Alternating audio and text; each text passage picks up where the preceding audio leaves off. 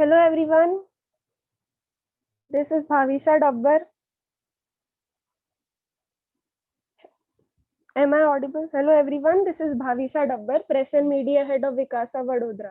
I hope you are all doing well and are having a great learning session. The session will start as soon as the required number of participants join us within 5 minutes of the start of the session. For a better flow of events and taking most out of the session, please follow these rules. All the attendees are required to keep their mics and videos switched off at all times. A doubt session will be held immediately after the end of the session, so the participants are requested to ask their doubts during that period. No doubts will be entertained during the main session. All the attendees are informed that the chat box will be unavailable to the general public until and unless the faculty allows the same. All are requested to use the chat box only when the faculty asks you to do so. All the participants are requested to attend the entire session as the attendance will be taken during the session timeout. The e-certificates will be awarded only on the basis of this attendance. All the participants are requested to kindly maintain the decorum of the meeting and don't disturb the ongoing meeting. Repeated misbehaviors will not be entertained and the participants will be removed from the session. So before we start the session, let me give you a brief about our ongoing campaign. Vikasa Vadodra has started a campaign, Corona Go Back, where you can share anything related to COVID-19, from safety measures issued by government for fighting this virus, your journey as a corona patient or the family member of a patient, the steps you took and are taking not to get infected, and the help you provided to the public during this lockdown. Let's do anything that is in our hands, from donating plasma in plasma donation campaigns collectively organized by Vikasa Vadodra and Chhatra Sansad India to the current corona patients, donating our part in the PM Care Funds, or by helping someone out who is massively affected by this current situation, be it financially or otherwise. For more information, you can contact us on our social media accounts. Now let us move on to the session. Income tax audit, as evident from the name, is aimed at evaluating whether an individual or company has accurately filed the income tax returns of an assessment year. An external agency is mandated to assess the returns filed from income, deductions, and expenditure, and other rules as mentioned by the Income Tax Act 1961. The tax audit process simplifies the computation of tax returns. Now let me introduce today's faculty. CA Prashant Upadhyay is a practicing fellow chartered accountant, practicing mainly in the areas of direct taxation, international taxation, and project finance. He practices as a partner at one of the leading firms of Vadodara, Shah Mehta and Bakshi, a firm engaged in professional practice for more than 30 years. Apart from statutory or tax audits, he specializes in all aspects of income tax and representation before the various income tax authorities.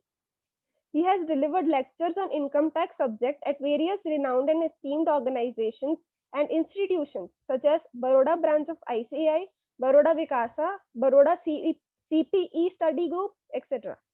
He is regularly contributing articles on various issues under the income tax in the Baroda branch newsletter. He is actively associated with Baroda branch of WIRC for submitting suggestions to exposure draft, providing pre and post budget suggestions, suggestions on changes in audit reports, etc. Welcome, sir. Over to you.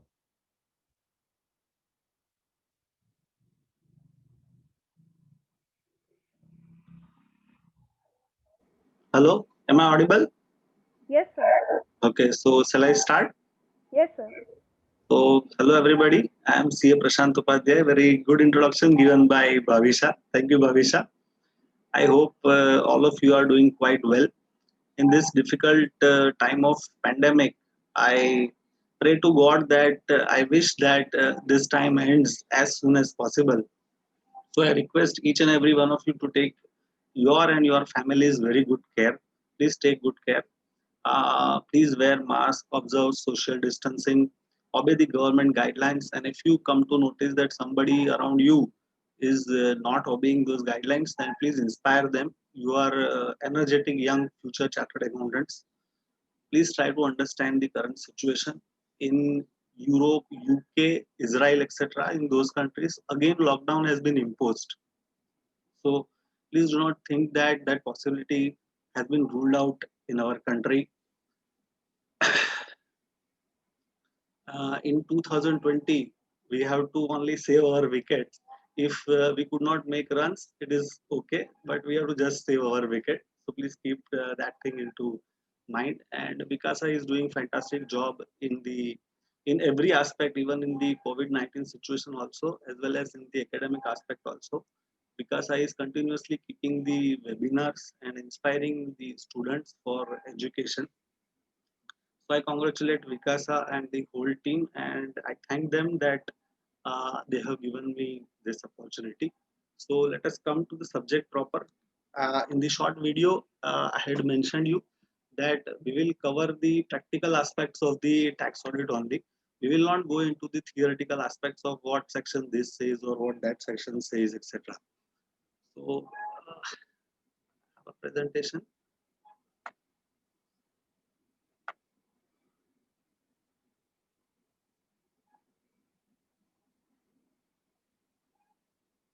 So everybody can see this presentation. No, sir. Hello. Sir please open नहीं हुआ है sir अभी तक double click कीजिए एक बार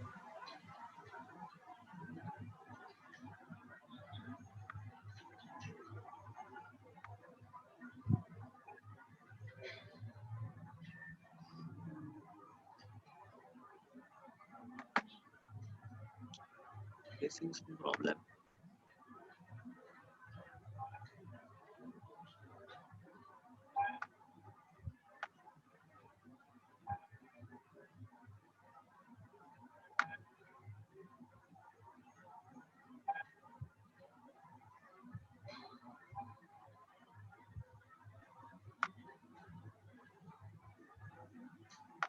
Abhi, are you able to see now? No sir Some issue, I think.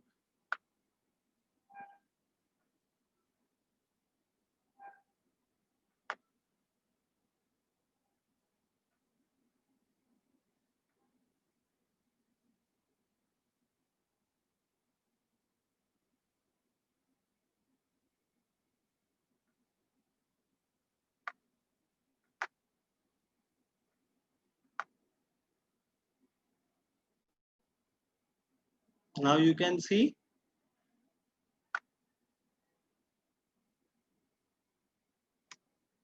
Now you can see the presentation on the screen. No, sir. Can anybody help me? What to do?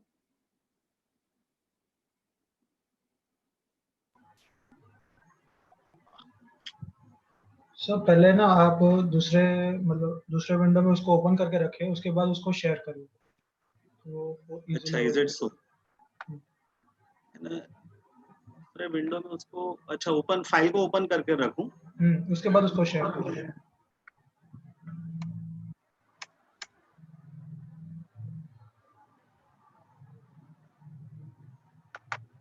Now yes sir now you are getting that presentation.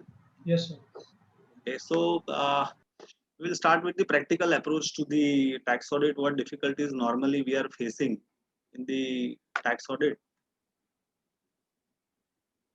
So these are the topics. Sorry. These are the topics covered. Practically, what happens in the tax audit? What is the exposure of the SSC? What is the exposure of the tax auditor?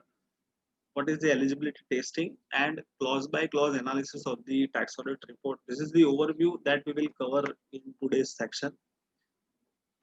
Practically, what happens is हम audit पर जाते हैं, details मांगते हैं, balance sheet बन जाती है, audit खत्म हो जाता है, तभी भी 3CD की डिटेल्स नहीं आती है और हमारे प्रिंसिपल हमको डांटते हैं. So this is because of the fact that there is considerable time involvement in getting the details from the client. Our object is to avoid the last minute rush.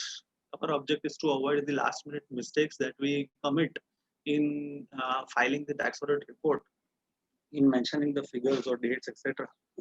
So I have two suggestions to you कि आप on the very first day of the audit, आप जब भी client के place पे जाते हैं, on the very first day of audit, you demand two things.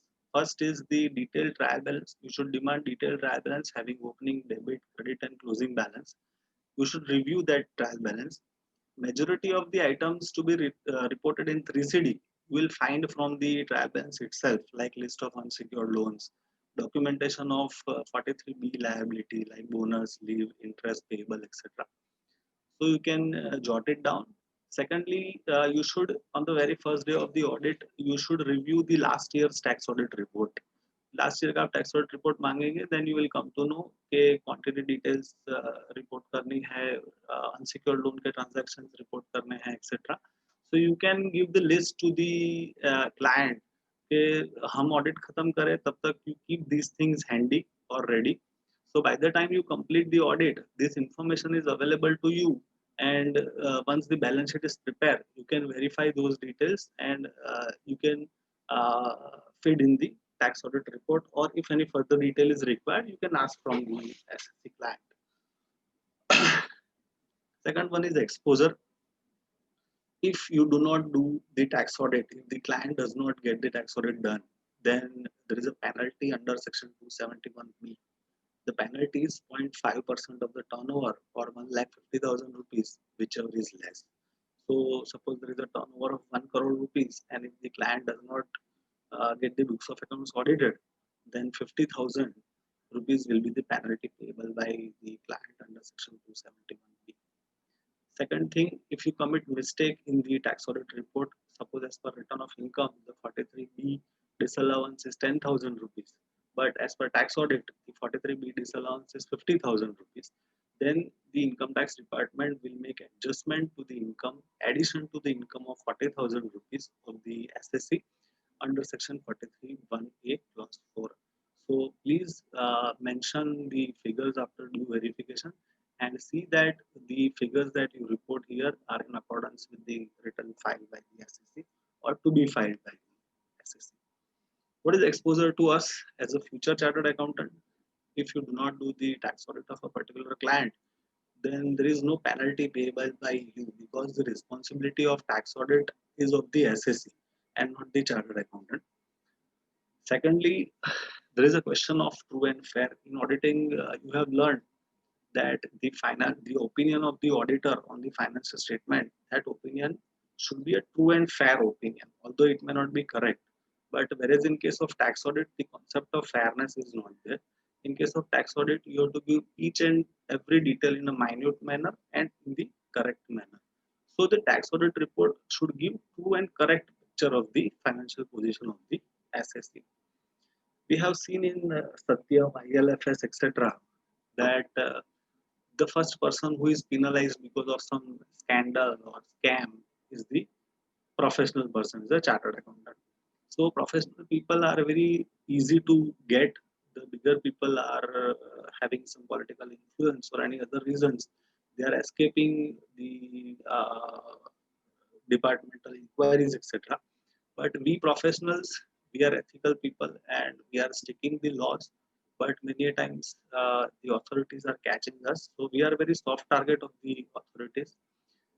In case of faulty tax audit reports or mistake committed in the tax audit reports, many a times income tax department has complained to the institute. Many a times institute has penalized many chartered accountants. So please take care while drafting the tax audit report.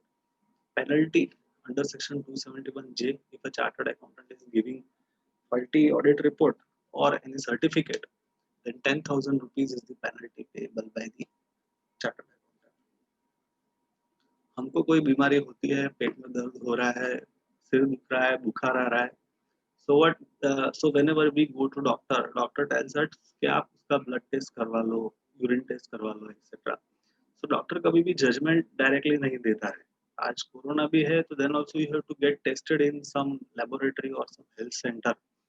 So before reaching a conclusion, that tax audit is applicable or not, it is important that you should go through the process of testing. कभी भी कोई भी conclusion देने से पहले you should do testing that this conclusion is applicable to a particular person or not. So there are few criteria. If the SSA is doing this type of transactions, then he has to get his books of accounts audited by a chartered accountant.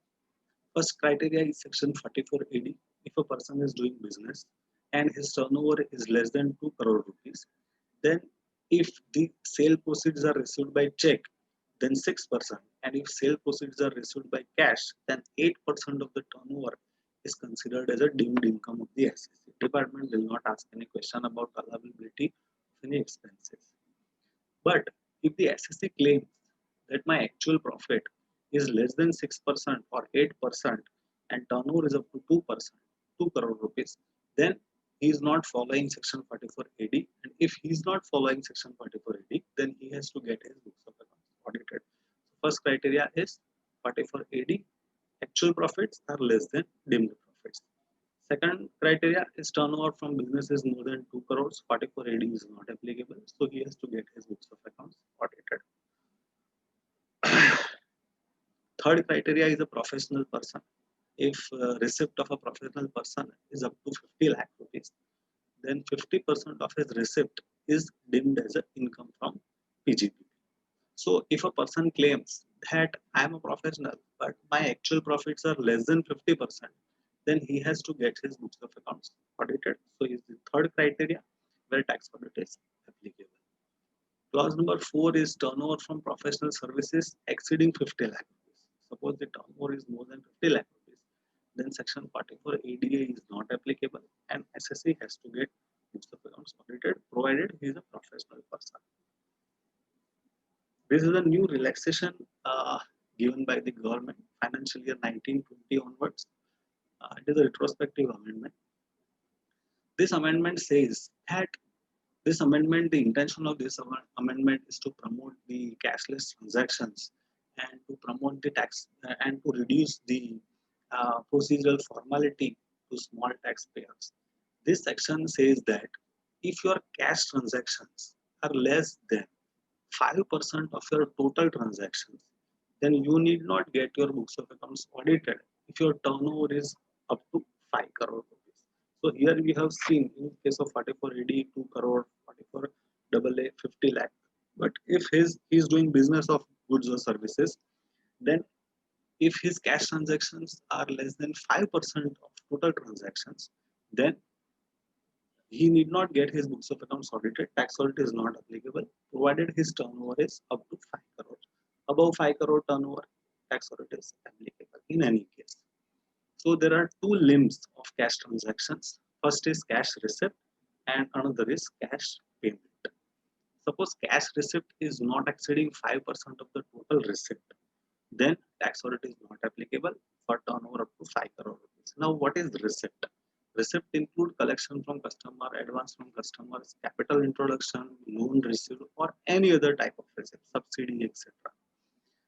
So, since other items are also included in the 5% threshold, I have tried to analyze the situation. Please read the table. First column is the nature of receipt, second is cash receipt, third is bank receipt, total receipt, and cash receipt as a percentage of total receipt. Now you see the situation. Sales proceeds are 7.14% of the total sales receipt. Advance from customers are 4%, loan are 3%, and capital contribution is 4%. Here, even the business transactions, the sale proceeds are more than 5%. Then also the SSC will get the benefit of this section because his total cash receipt is less than 5% of total receipts, cash plus bank receipts. So similarly, in case of cash payments also, cash payments cannot exceed 5% of the total payments. Payments include payment to supplier, advance to supplier, purchase of fixed assets, capital repayment, buyback of shares, loans repaid, or any other type of payment, withdrawal from capital account, etc. So here also you observe the first column and the last column. Payment to supplier are 7.4%. Cash payment to suppliers are 7.14% of the total payments. Advance to supplier is 4%, loan repayment is 3.33%, capital withdrawals or buyback of shares are 4%, because of which the grand total, the total cash payment is only 4.25% of the total payment. So similarly, here also, even if his business transactions, business payments are more than 5%, then also because of the other type of payments, he is getting the benefit of this section, and he may not get his books of account audited if his turnover is up to 5 crore. Last one is the residual category. Suppose turnover is exceeding 1 crore rupees, then tax audit is applicable in case of company, EOP, society, etc. having cash transaction exceeding 5%. So if you are not meeting this criteria, these both criteria, suppose your cash transactions are more than 5%, then the turnover limit is up to 1 crore rupees only. If your turnover is more than 1 crore rupees, you have to get this audited. Any person in the business of transport and not opting section 44A, any person in the business of agency, commission or brokerage, in that case also, if his turnover is more than 1 crore, then tax audit is applicable. So now we will start clause by clause analysis of the tax audit report. First clause is the name, whether there is change in the name of the SSE, you should inquire into. Latest certificate of incorporation of a company or LLP can be demanded. Latest partnership deed should be demanded. If there is change in name of the SSE, you have to report here. Change in address, this is also very important. Please obtain the latest address of the SSE. If SSE is having more than one branches, then you have to report here that SSE has this much branches. Number 3 is a PAN number, simple. Clause number 4 is registration numbers under indirect taxes. Suppose the SSE is registered under excise, service tax, sales tax, GST, etc. And if he has more than one registration numbers, then he has to report here. Here only indirect taxes are covered. PF number, ESI number, professional tax number is not to be given here. If there are different branches, then branch wise he has to obtain the registration number. Have to report here. One important thing is that if there is change in the name, address, directors, partners, etc., then you have to check whether the changes in these name or director or partner, whether that has been made in the registration certificate of GST or not. Many times it happens that uh, there is a change in the number of directors or partners, but it has not been updated in the GST portal. So you have to verify that also and report here. Clause number 5 is the status company form. Clause number 6 is previous year. 7 is assessment year. Nothing extraordinary to discuss. Clause number 8 is the relevant clause of 44 AB. While you are doing tax audit, your turnover is more than 5 crore, or your cash transaction is more than 5%, or your professional receipt is more than 50 lakhs. Then you have to describe here while you are doing tax audit of this small gentleman. Clause number 9A is the details of the firm or AOP, name of the partners and members, and their profit sharing ratio. You have to also mention the changes in the partners or members. So mention the changes in the partners or members. So you have to obtain the latest copy of the partnership deed. You have to obtain the old profit. What was the old profit sharing ratio? What was the new profit sharing ratio? That you have to mention here. Suppose there is a change in profit sharing ratio or new partners have been inducted during the year, then or old partners have relieved from during the current year, then you have to mention the date from which there is a change in the partnership deed, and you have to mention the nature of change. That earlier there were 4 partners, now there are 5 partners. Mistake in mentioning here will lead to mismatch in the income of partners. Suppose earlier there were 4 partners of 25% each, and now in the current year there are 5 partners and the profit sharing ratio is 20% each. Here you have mentioned that the profit sharing ratio is 25%, and as per return the profit sharing ratio is 20%. Then it is possible that the department will make adjustment in the income of the partnership firm or partners. Currently, they are not reconciling this thing, but many a times in future they will definitely see into it, and it is possible that addition may be made in the income of the firm or partners. Clause number 10A, nature of the business or profession. Codes are given. If the SSE is doing more than one business, then you have to report here. Trading, manufacturing, service category. These are the categories mentioned in the codes. If the SSE has is engaged in the manufacturing, then you should select manufacturing of the chemicals. There is a remarks column in the last uh, last column of that relevant clause. In the remarks, you can mention that SSE is manufacturing this type of chemical, etc. Clause number 10B is change in the nature of business or profession. So, if there is a change in the nature of business or profession of the SSE, then you should mention here. You should see the turnover or income side of the profit and loss account, and from that you can judge whether there is change in the uh, business or profession of the SSE or not. Suppose last year there was a manufacturing. During the current year, there is professional also. So you should mention here that last year there was a manufacturing activity, and this year there is a professional activity also. Temporary suspension of business is there, then don't report. It is possible that the SSE is not manufacturing a particular type of goods in the current year, but he has not sold the plant and machinery. He has not shut down the plant. In future, if demand comes, he will sell those goods. So, if there is a temporary suspension of business, then please do not report the temporary suspension. But if the plant is closed or business is shut down, then you may mention here. Clause number 11A, whether books of accounts are prescribed under section 44AA. Section 44AA says that professionals like doctor, lawyer, engineer, film artist, etc., they have to compulsory maintain books of accounts. So if your SSE is a professional, then you have to mention the list of books of accounts. Clause number 11B is list of books of accounts maintained and address. This is very important. If the SSE is maintaining books of accounts for more than one particular unit, branch, or site, then you have to mention.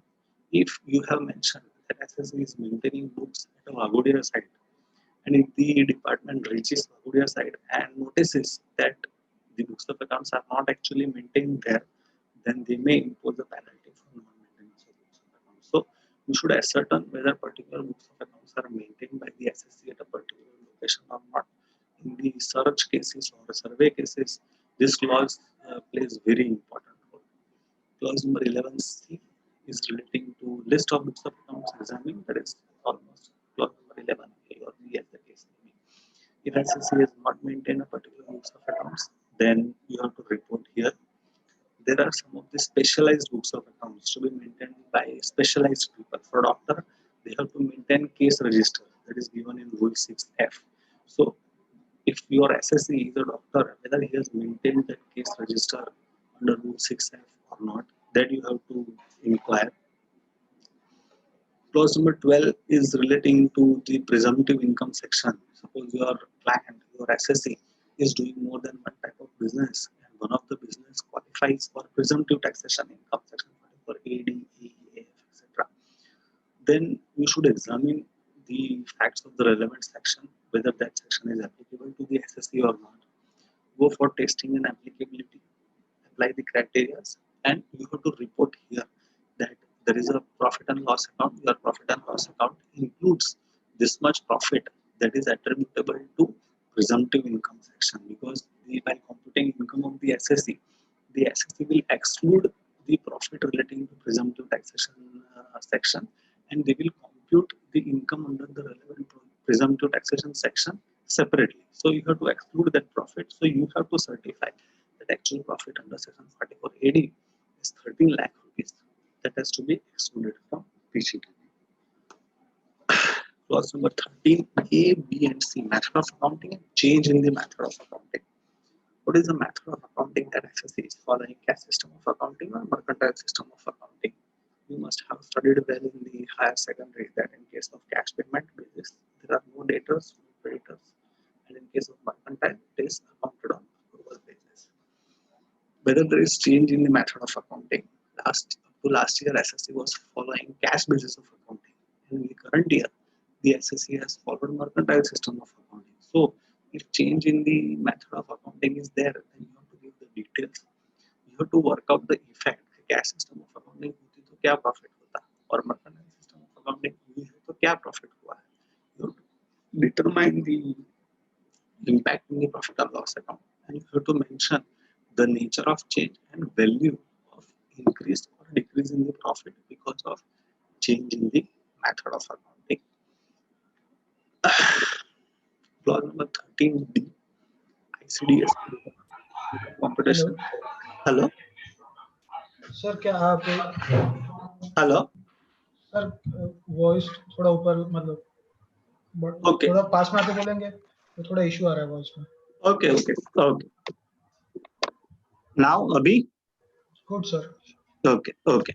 Clause number 13D is relating to the ICDS, Income Competition and Disclosure Standards. We have Ind AS, we have IFRS, we have accounting standards. Now also we have ICDS. ICDS are nothing but the accounting standards of the Income Tax Act. So here Income Tax Act has said that they have notified 10 accounting standards. Those accounting standards are known as ICDS, and the requirement of income tax is that you are not required to maintain separate books of accounts of the ICDS. You have to just give the effect as per the ICDS. More or less, the ICDS are in accordance with Indian GAAP and the normal accounting standards, more or less. There are some of the deviations as mentioned in the respective standards. So I have tried to cover up the deviation or differences in the ICDS and the accounting standard on overall basis. So first is the ICDS 1, accounting policies. In the accounting standard, there is a provision that concept of prudence is the fundamental accounting principle of the accountancy. So in case of income tax, there is no concept of prudence. Income Tax Act says कि आपके पास supporting है, bill है, reliable estimate है, then only you can do provision of the expenditure. Whereas in case of accounting, normal accounting, if the expenditure has been approved, then even though you might not have the actual bill or supporting, then also you have to do the provision of the expenditure.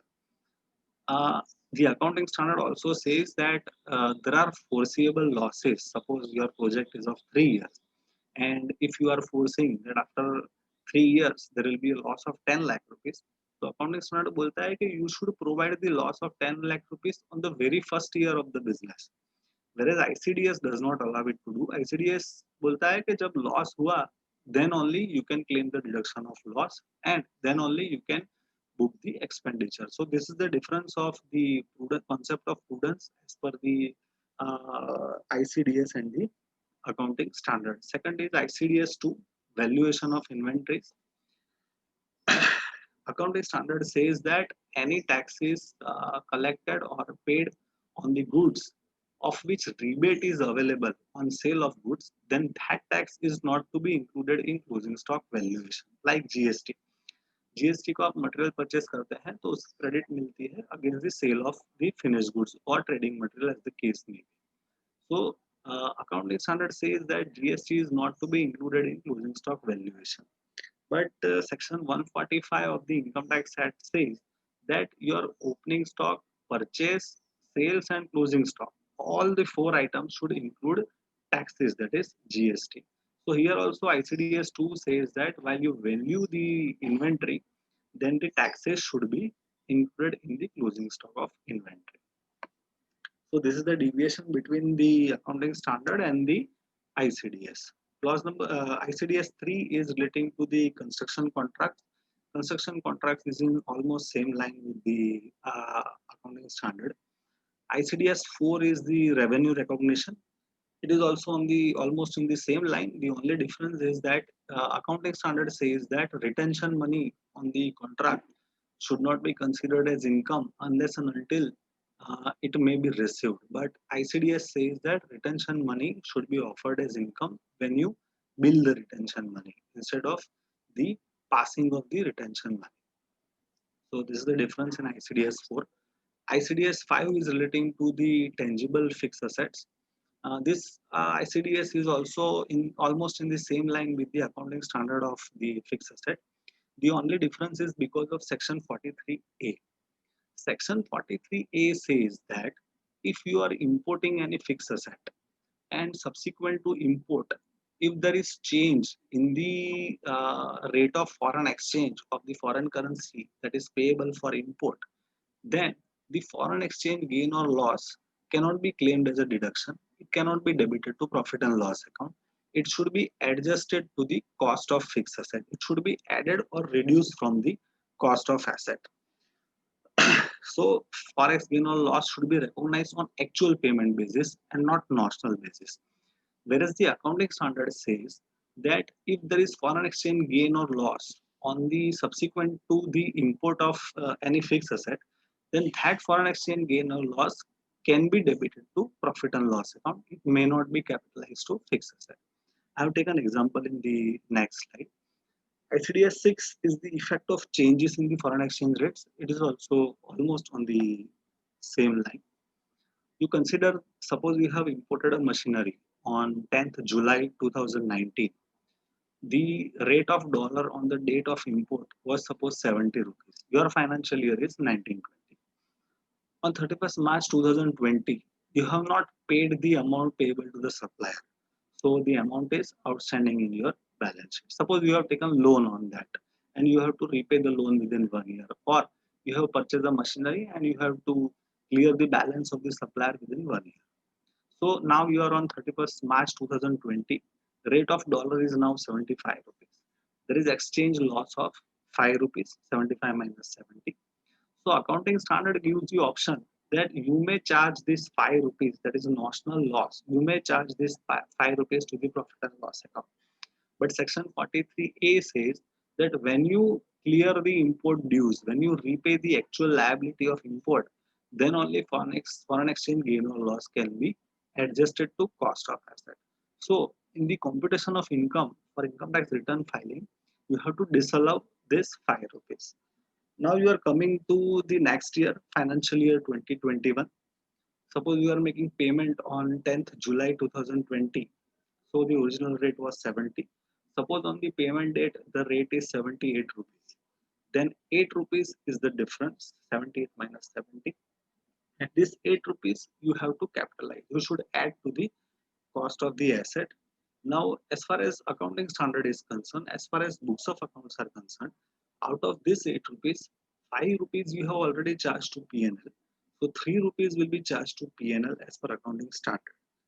Now, for 3 rupees that you charged to P&L, you have to disallow in the computation, because in the Income Tax Act, this 3 rupees will not be allowed as a deduction. So you should disallow 3 rupees. 5 rupees was already disallowed in the last year. So 8 rupees are disallowed in the computation and 8 rupees are added to the block of asset, that is fixed assets, under section 43 on the actual payment basis. ICDS 7 is relating to the government grants. It is also almost on the same line. ICDS 8 is relating to valuation of securities. There is only one change. Accounting standard says that valuation of securities should be done on cost or net realizable value, NRV. Cost or NRV, whichever is less on individual security basis. Suppose you are holding shares of L&T, then cost of L&T shares or net realizable value, whichever is less. Suppose you are holding bonds of Reliance, then cost of bond or NRV, whichever is less. Whereas ICDS has a different treatment. ICDS says that all the equity shares, the cost of all the equity shares should be clubbed, and NRV of all the equity shares should be clubbed, and total cost or total NRV of all equity shares, whichever is less. Total cost of all the preference shares should be clubbed. Total NRV of all the preference shares should be clubbed, and total cost or total NRV, whichever is less. So ICDS says that valuation of security should be done on type of security and not the individual security. This is the only change of ICDS 8. ICDS 9 is relating to borrowing cost. This is also almost on the same line.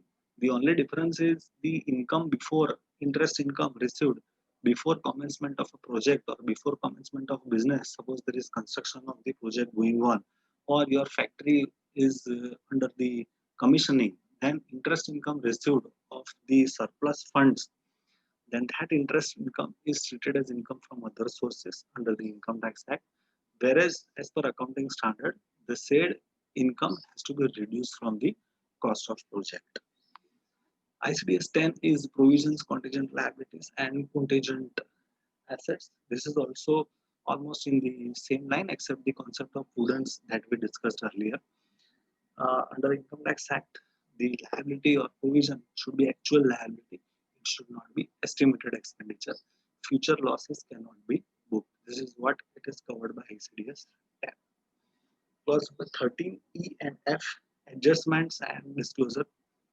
Uh, Suppose because of these ICDS, suppose there is a increase or decrease in the income, then you have to report here that because of this ICDS, there is increase or decrease in the income. Suppose the disclosure requirement has to be given. ICDS is also one type of accounting standard itself. So ICDS has said that you have to disclose these things in the balance sheet. And if the SSE has not disclosed the disclosure requirements as per ICDS in the balance sheet, then you have to give the disclosure requirements in the clause 13E and F under the tax audit report. So you should verify whether the SSE has adhered to the disclosure requirements of ICDS or not. Clause number 14, subclause A and B, method of valuation of closing stock 145A and changes. As we discussed earlier, that closing stock should include any taxes levied or leviable. So your closing stock should include GST. If SSE has not included GST in the opening, purchase, sales, and closing in the P&L account, then you have to give the working that if we exclude indirect taxes in the P&L account, if we exclude indirect taxes from the opening balance or purchase or sales or closing stock, then what is the revised net profit that we are deriving? We have to give here the effect whether there is increase in profit or there is a decrease in profit because of change in the uh, method of valuation. You have to also report the changes in the method of valuation of the closing stock. Suppose the SSE has switched on from FIFO basis to weighted average basis. Suppose the SSE has switched to weighted average basis from FIFO basis, then you have to report here that the SSE has changed the method of closing stock, and you have to also derive the value of whether it is increasing profit or whether it is decreasing profit. There is no issue in changing the method of valuation of closing stock. We can change it, but there are some of the rulings which has said that the closing stock valuation, the method can be changed, but the change in the method should be adopted in a consistent manner. It should be consistently followed in the next years to come. You cannot change the method of valuation of closing stock on daily basis, monthly basis, or yearly basis. So the change in the method of valuation should be exceptional transaction and it should not be regular transaction. Clause number 15 is capital asset converted into stock in trade. An immovable property is a capital asset for us. Immovable property for builder, immovable property is a stock in trade. Jewelry is a capital asset for us, but jewelry for a jeweler, it is a stock in trade. If we sell jewelry or immovable property, the income is charged to tax as a capital gain. But if the builder sells the immovable properties or if the jeweler is selling the jewelry, then the income is taxed under PGBP, profits and gains of business and profession. So the basic concept of taxation is that asset held as a capital asset is taxed as a capital gain, and asset held as a stock in trade is taxed as a PGBP. But many a times what happens is there is a mixed question of capital gain and PGBP. So there is a situation of capital asset which is converted into stock in trade by the SSE. So suppose you imagine that you have a land, आपने land purchase करके रखी है. Now बहुत सालों से now a builder comes to you कि sir मैं land के ऊपर कंस्ट्रक्शन करूंगा, रेसिडेंशियल यूनिट्स बनाऊंगा, कमर्शियल कॉम्प्लेक्स करूंगा, एंड इसके ऊपर जो भी मैं कंस्ट्रक्शन करूंगा उसमें जो प्रॉफिट होगा वो प्रॉफिट को हम शेयर कर लेंगे. You also actively participate in that business. So your capital asset you are converting into stock in trade. So this is what the issue of capital asset converted into stock in trade arises. So the taxability is that the fair market value of the capital asset on the conversion, on the date of conversion, suppose आप land convert करते हो construction के लिए, so when you go for getting the raja chitti from the municipal authorities, when you go for the approved plan, that becomes the date on which you have converted your land into a trading asset. So on that date, you have to value the fair market value of the land. So fair market value of the capital asset on the date of conversion is full value of consideration, and from that you can reduce the index cost of acquisition and you should compute the capital gain. So here, if the SSE has actually converted capital asset into stock in trade, then you have to give the description of the asset, purchase date, purchase cost, and amount at which it is converted. That is fair market value of the asset. Clause number 16, A, B, and C, items not credited to P&L. Suppose there are some of the receipts or incomes which are not credited to profit and loss account by the SSE, then you have to mention here. Some of the items are mentioned in section 28. Section 28 is a charging section of PGBP. Statutory refunds in nature of credits, drawbacks, escalation claims, other incomes or capital receipts. If they are not credited to P&L, then you have to mention here in clause number 16, A, B, and C. Section 28 gives the list of some of the incomes which may not be in nature of business income. Suppose there is compensation for termination of business. Suppose there is import license, export benefits. These may not be technically a business. This is not the business of the SSE to terminate the business, but they have said that these will be taxable as a business income. Salary from firm, normally salary income is taxable as the income under the head salary, and interest by partners from the firm, the interest income is taxable as income from other source. So these type of incomes are uh, taxed under the business income head, although these may not be actually a business income, may not be in the nature of business income. Section 43CA and section 50C, clause number 17. Normally government has observed that there is widespread black money or on money in immovable property transactions. Normally in immovable property transactions, what happens is the seller has to pay income tax and the buyer has to pay stamp duty. So seller would like to declare lesser value so that income tax is escaped, and the buyer will show lesser value because he wants to pay lesser stamp duty on purchase. So both the parties agree to each other कि हम consideration कम दिखाएंगे. So government has noted that a lot of on money and black money transaction is happening in case of immovable property. So government came out with the Jantri value. Government said that we will decide Jantri value for a particular property. State government is deciding the Jantri value of the property, and you have to disclose the sale consideration as per Jantri value itself. The seller has to pay income tax on the Jantri value. The buyer has to pay stamp duty as per Jantri value. Suppose you are selling a property for 10 lakh rupees. The Jantri value of the property is 15 lakh rupees. Then you have to pay capital gain on 15 lakh rupees, although your actual consideration may be only 10 lakh rupees. So the buyer has to also pay stamp duty on 15 lakh rupees, even if the consideration is only 10 lakh rupees. So typically, in case of depreciable asset also, section 50C would apply. So suppose the SSE has sold some depreciable asset building, then also you have to verify whether the sale consideration is as per Jantri value or stamp value or not. If you are doing audit of a builder, then you have to obtain the Jantri value of all the units sold by the builder, and you should match with the income booked by the builder. Clause number 18, depreciation. You should verify the rates of depreciation from the appendix to the rules. there are only few things that I need your attention to be drawn in case of depreciation.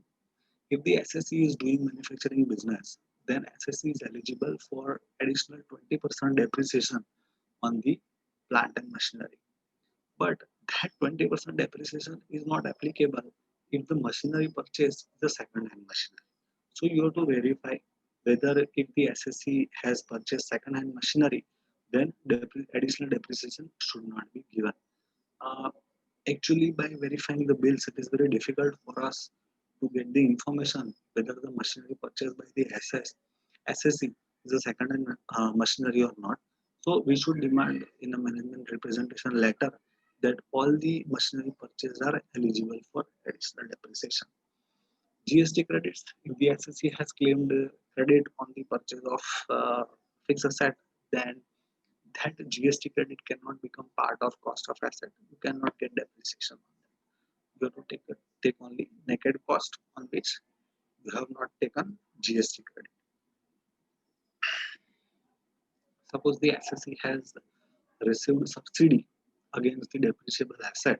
Many times the government gives subsidy as an incentive for setting up a unit in a particular area or in a particular field. Then subsidy has to be reduced from the cost of asset. Foreign exchange gain or loss, section 43A, that we have seen earlier itself, that foreign exchange gain or loss should be adjusted to the cost of asset under section 43A. So that you have to take care. Clause number 19 is relating to 32 AC, AD, etc. These are special deduction sections. These deductions are available for specified businesses. There is a CA certificate for the eligibility of this deduction. So I request you to go for the relevant section. You should go for the testing for its applicability, whether it is actually applicable to the SSE or not.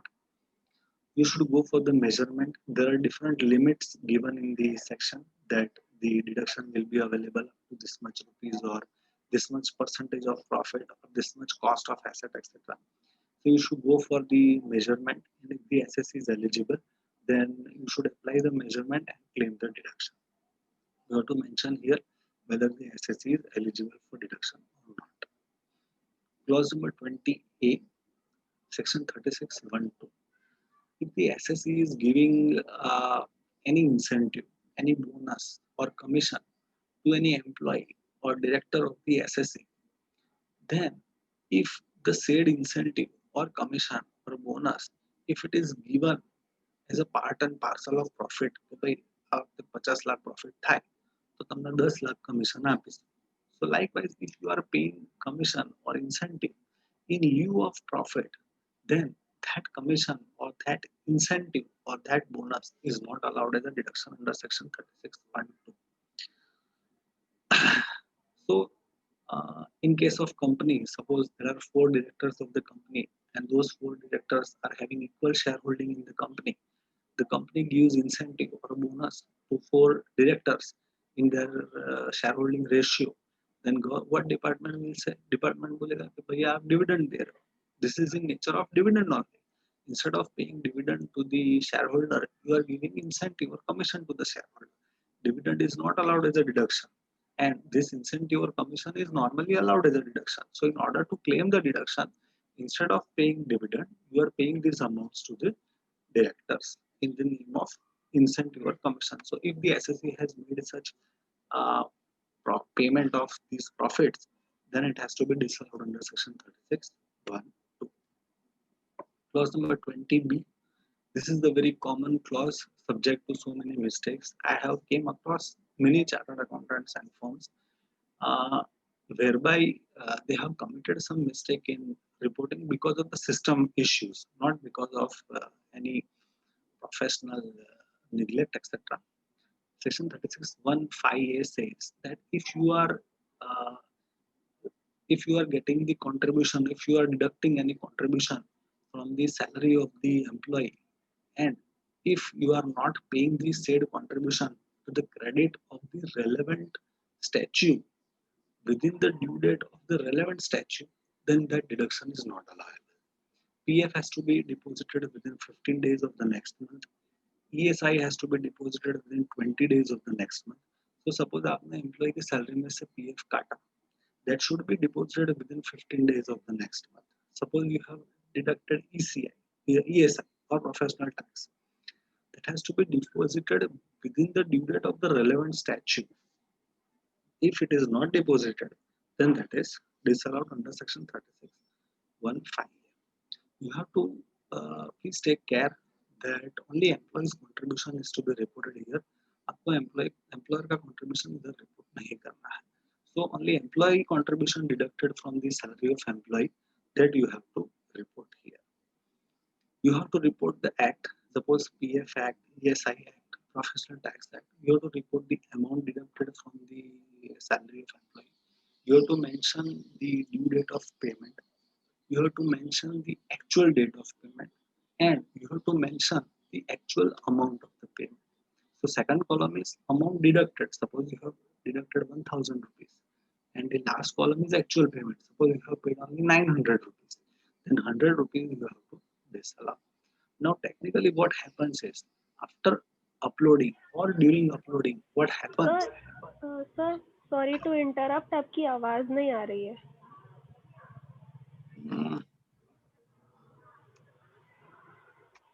Slow आ रही है, मतलब बहुत. अच्छा, slow आ रही है. Volume थोड़ा. हाँ हाँ हाँ, मैं थोड़ा और नजदीक से I try to do that. अभी थोड़ी बराबर आ रही है. हाँ सर, अब ठीक है. Okay okay. तो ये थोड़ा दूर है, लैपटॉप थोड़ा दूर है, that's why. Okay, so I have taken it to near my side. Okay, so while uploading also, clause number 20b, there is some mistake in the transmitting the data to the tax audit portal. What happens is, actual payment, the details of the actual payment are deleted by the system. So what happens is, the amount deducted from the contribution is 1000 rupees, and the system is showing that actual payment is 0 rupees, because the actual payment column is getting deleted from the system during the filing of the tax audit. So what happens is, the income tax department is adjusting this 1000 rupees in the computation of income of the SSC, and they are generating the demand, and they are sending to the SSC. So I request you that after you fill in these details, you should also go through the whole tax audit report, that before filing what was the situation, and after filing what is the situation, whether any data has been lost during the transcription of the transmitting the information to the income tax portal or not. Clause number 21A is section 37(1) clause. This says that any expenditure, this is the residual section, it says that any expenditure which is in the nature of capital expenditure, or which is in the nature of personal expenditure, or expenditure in the nature of advertisement, or souvenirs or the brochures of a political party, or expenditure in the nature of penalty or offense, if these type of expenditures are incurred by the SSC, then they are not allowed as a deduction under section 37(1). So personal, if the SSC has incurred personal expenses, then you have to report here. If the SSC has incurred some donation, you have to report here. If the SSC was subject to some PF audit, excise audit, service tax audit, or GST assessment has been done on the SSC, then you should review those orders.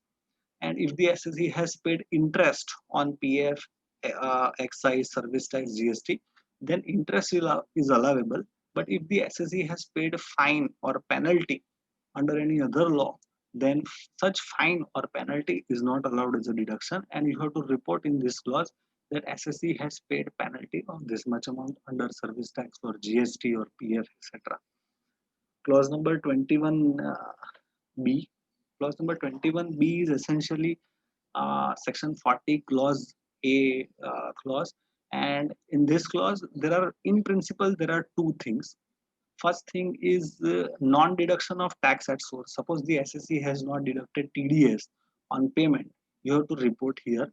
And another is the type of any taxes on the profits, taxes on the income paid by the SSC, then you have to, and if it is claimed as a deduction, then you have to report here. So if the SSC has made payment to a resident and he has not deducted TDS, then 30% of expenditure is disallowable. You have to mention here. If the assessee has made some payment to a non-resident, then you have to mention here as a full amount is disallowed. Suppose the assessee has debited income tax, wealth tax, fringe benefit tax, tax in the income tax in the foreign countries, etc. Then you have to mention here that it has been debited to profit and loss account and claimed as an expenditure because it is not allowed under section 40 subclause A. Clause number 21C is relating to salary or interest payment to partners. That is covered by section 40 clause B. Section 40 clause B says that remuneration can be paid to the partners by the partnership firm or LLP on at the rate of 90% for book profit up to 3 lakhs and 60% above 3 lakhs.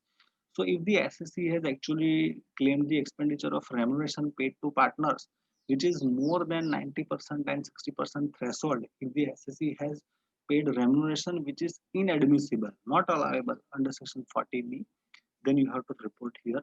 If the assessee has paid interest on capital, which is more than 12%, section 40B says that 12% interest on the capital is allowed as a deduction. But if the assessee has paid more than 12% of the interest in the capital, then you have to report here that this much interest is inadmissible under section 40B. Clause number 21D, very oftenly referred to clause. It says that if the assessee has made payment for an expenditure, then if the cash payment is more than 10,000 rupees per day per person, then the expenditure is to be disallowed. Now, one thing that we commonly mistake is that section 48(3) says that expenditure has to be disallowed and not the cash payment. Normally, we disallow cash payment. So this is the technicality of the section. Suppose there is a bill of 25,000 rupees.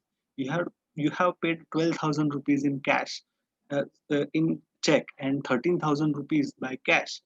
Then the section says that 25,000 rupees has to be disallowed and not 13,000 rupees. In fact, as a matter of fact, many times we disallow only 13,000, but the section says that whole expenditure has to be disallowed. So whole bill will be disallowed. This is what section says. But normally the income tax department is also accepting the disallowance of 13,000 rupees. You have to mention here the date of the payment, nature of payment. Suppose it was a printing, stationery, consumable, etc. Name of the pay to whom you have paid. PAN of the pay, that is optional. You may not mention in the amount of expenditure or amount of the payment as the case may be. Clause number 21, subclause E, gratuity 40A7. Suppose your employee is working for more than 5 years in your organization and now he retires, then you have to pay gratuity at the rate of 15 days salary for 1 year. So you have to pay gratuity to the employee. So the employers are constituting the gratuity fund. So Income Tax Act says that if you are making contribution to that gratuity fund to be payable to employee on retirement, then that fund should be approved gratuity fund. If the gratuity fund is not approved, then the deduction of contribution to gratuity fund is not allowed under section 48(7). So if the assessee has made payment towards the gratuity fund and if the fund is not registered under the Income Tax Act, then you have to mention here the amount paid as a gratuity fund. Clause number 21F is relating to 40A9. Suppose the employer, the assessee, has set up the gratuity fund, PF fund, superannuation fund for the benefit of employee, and if he has incurred expenses for setting up those funds, then the expenditure for setting up those funds is not allowed as a deduction to the employer. So you have to find out if the assessee has incurred some expenses for setting up a gratuity fund or leave encashment fund or a superannuation fund, then that has to be disallowed under section 49. You should report the amount of disallowance. Clause number 21G, contingent liability. We have discussed the concept of prudence. Concept of prudence is not applicable to the Income Tax Act. Income Tax Act says that uncertain liabilities, estimated liabilities, ad hoc liabilities are not allowed as a deduction. like warranty provisions, estimations, etc. There should be bill, there should be supporting, there should be proper provision of the expenses, then only it is allowed as a deduction. So if the assessee has debited some amount which is unascertained liability, then you have to mention here as a disallowance. Section 14A, this section says that if any expenditure is incurred to earn the income, then that expenditure will be allowed as a deduction if income is chargeable to tax. Suppose you are having a manufacturing activity, you are also having agricultural activity. Agricultural income is exempt. Manufacturing activity is a taxable. So if you are incurring expenditure towards agriculture, then that expenditure cannot be allowed as a deduction against the manufacturing income. Likewise, manufacturing expense cannot be allowed as a deduction against agricultural income. So there cannot be a mixture of exempt income or the taxable income. So section 14A said that if expenditure is incurred to earn the exempt income, then that expenditure cannot be allowed as a deduction against the taxable income. Nexus of funds is required in case there is a borrower. If you have borrowed interest bearing funds, suppose you have taken loan from SBI at the rate of 13%, and if you are utilizing the loan by depositing that amount in the PPF, then the interest paid to SBI cannot be allowed as a deduction from business income because the interest income from PPF is exempt. So there should be nexus of the funds. We are moving to clause number 21, subclause I, interest inadmissible under section 36(1)(3). Section 36(1)(3) says that interest expenditure can be allowed as a deduction from the business income provided the capital, borrowed capital, is used for the purpose of business. If the capital is used for the purpose of business, then interest on that capital, interest on that borrowed amount can be allowed as a deduction. But if there is diversion of funds, suppose you are taking loan from SBI and you are diverting that loan to the interest your related party and you are not charging interest, then interest on loan paid to SBI will be disallowed under section 36(1)(3). Similarly, you are taking loan from SBI at the rate of 13%, but you are diverting that loan to your related party and you are charging only 7%. Then 13% minus 7%, 6% will be interest will be disallowed under section 36(1)(3) because it is diverted to related party by charging lesser rate of interest. Pre-construction period interest not allowed as a deduction under section 36(1)(3) in line with accounting standard. Interest expenditure before date put to use of asset. Suppose you have purchased the asset on 1st June, you have taken loan on 1st June, but the asset is actually put to use on 1st December, then the interest on loan from 1st June to December will be considered as a borrowing cost, and that interest is not allowed as a deduction under section 36(1)(3). Clause number 22. This clause, MSME interest, it has actually nothing to do with Income Tax Act. In the Income Tax Act, there is no section which prohibits the allowability of the interest expenditure paid to MSME enterprises. But there is a provision, section 23 of MSME Act, which says that the deduction of the interest paid to MSME will not be allowed under the Income Tax Act. It is a separate act. MSME Act is a separate act. But it says that interest paid to MSME supplier is not allowed as a deduction. So normally MSME says that if the you are supposed to pay the amount outstanding to micro, small, medium enterprise, and that you have to pay within 45 days. If you are not paying that amount within 45 days, then you have to pay interest to those MSME suppliers. And if you pay interest to those MSME suppliers, the MSME Act says that deduction of that interest is not allowable under the Income Tax Act. Clause number 23, payment to relative. Expenditure to the related parties. This is also very commonly used clause of the tax audit report. It says that if I am buying some goods from my related party, the market value of goods is 10 lakh rupees, but I want to divert my profit to the related party. So what I will do, I will purchase those goods for 15 lakh rupees. The market value of goods is 10 lakh rupees. I am paying 15 lakh rupees for that goods. So section 48 2b says that excessive expenditure 15 lakhs minus 10 lakhs. 5 lakh rupees will be disallowed under section 48 2b as excessive or unreasonable expenditure. When you do the audit of the SSC, you do not know what are the related parties with whom he has done the transaction. So you should obtain list from the SSC that these are the related parties which are related to the SSC. You can also obtain the management representation. Okay, Mr. Chagan Bhai is also relative of the SSC. Mr. Madan Bhai is also relative of the SSC likewise.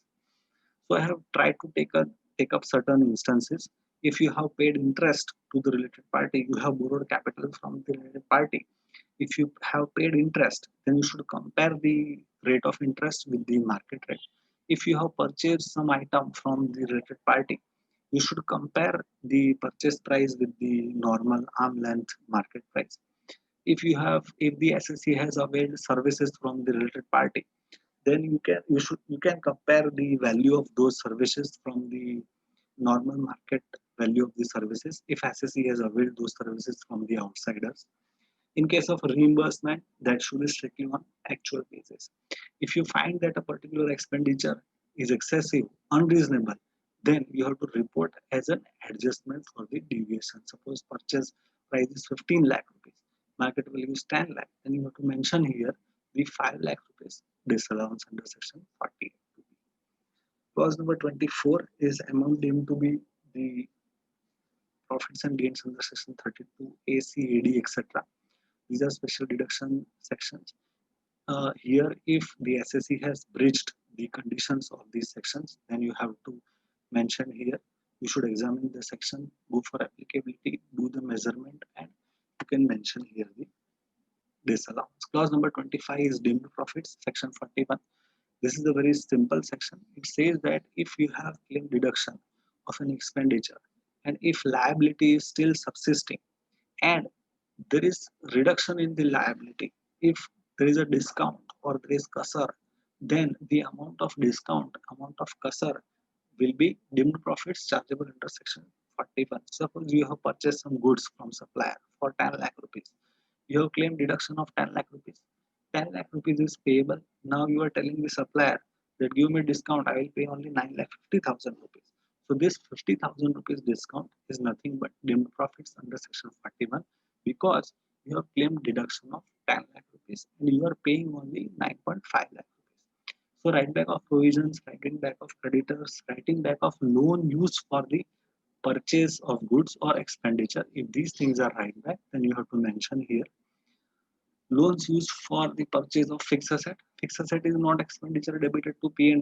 Fixed asset is directly capitalized. So there are some of the rulings which says that if there is a write back of loan used for the fixed asset, then it may not be charged to tax as a section 41. Bad debts recover, profit on sale of the power units, scientific research units. Those units are the units which are claiming 100% deduction of the expenditure. So if those assets are sold, then profits are charged under section 41.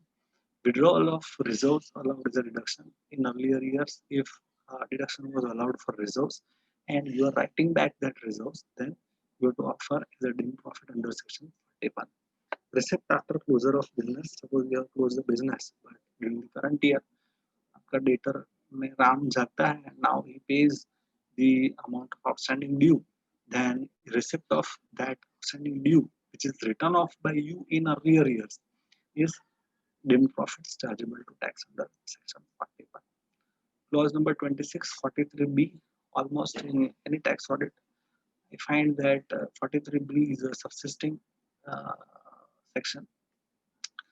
The statutory liability, bonus, interest on loan, leave encashment, use of railway assets, freight to railway, etc. So if you are if you are claiming deduction of these expenditure, then the provision says that deduction of these expenditure will be allowed only and only if actual payment of this expenditure has been made. The provision has been relaxed further that if actual payment was not made before 31st March and actual payment is made before due date of the return, then deduction under section 43B is available. So as you should first of all ascertain the liability. What is the amount payable as reflected in the balance sheet or the trial balance? You should disallow the payments which are not made before due date of return. You should obtain the last year's return of income also. If last year some amount was disallowed under section 43B, but if actual payment is made after during the current year, then you should allow those payments in the current year. You have to keep the supporting document of all payments made after 31st March. So please obtain challans, etc. of items covered in the clause for payments made after balance sheet date but before due date of return. You should mention the date of payment. You have to mention the date of payment of that liability. So you should mention the date of payment from the challan date and not the check date. Check suppose 10 तारीख को बनाया है, but that is not paid to the respective government authorities and that is cleared on 18th. Then you have to make the date of payment as 18th and not 10th. If GST or other indirect taxes are passed through P&L, suppose your opening, purchase, sales and closing that we discussed earlier, suppose your profit and loss account does not include GST, then you have to mention here that the profit and loss account, the sales, purchase, opening and sales, opening and closing does not include GST. You have to mention here.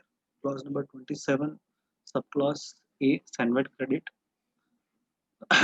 You have to mention what is the amount of CENVAT credit availed and utilized by the SSE in clause 27A.